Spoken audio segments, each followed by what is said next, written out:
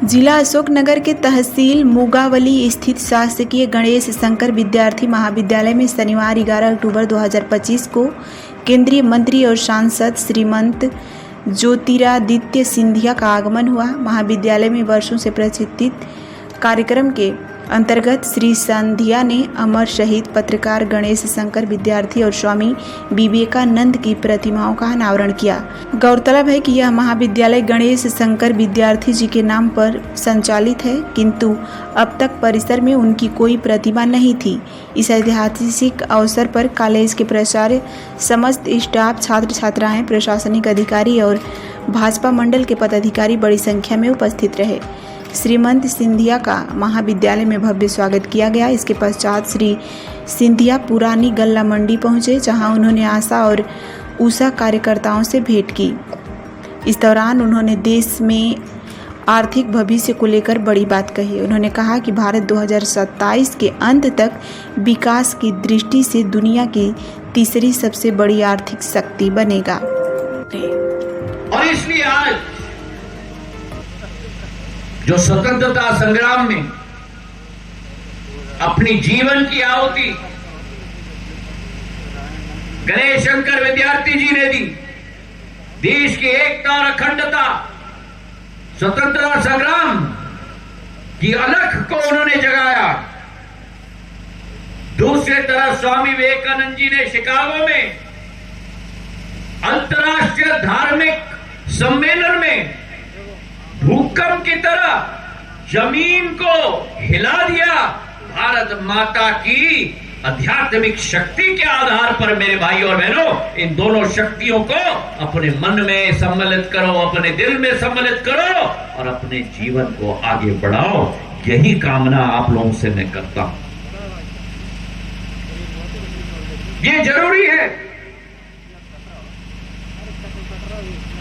ये जरूरी है कि हम अपने इतिहास को समझें। ये जरूरी है कि हम अपने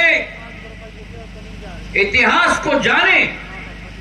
और जब आप अपने इतिहास को समझोगे, जब आप अपने इतिहास को जानोगे, तब आप अपने भविष्य के मार्ग को प्रशस्त करा पाओगे।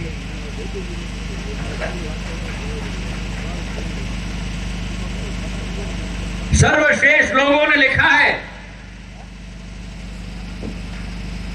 कि जो लोग अपने इतिहास को भूलते हैं, जो देश अपने इतिहास को भूल जाते हैं, वो देश और वो लोग कभी तरक्की और प्रगति के मार्ग पर नहीं चल पाएंगे। और हमारा इतिहास एक बुलंद इतिहास है भारत का। ये वीरों का देश है।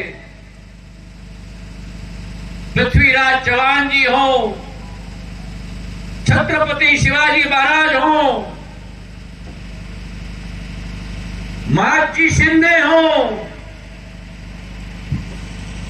ये संतों और भगवानों का देश है। चाहे भगवान महावीर हो, चाहे गुरु गोविंद सिंह जी हो,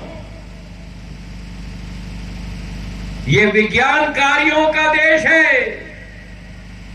चाहे आर्यभट्टा हो, जिन्होंने शून्य दिया पूरे विश्व को, चाहे सुश्रुता हो, जिन्होंने हजारों साल पहले सर्जरी की थी,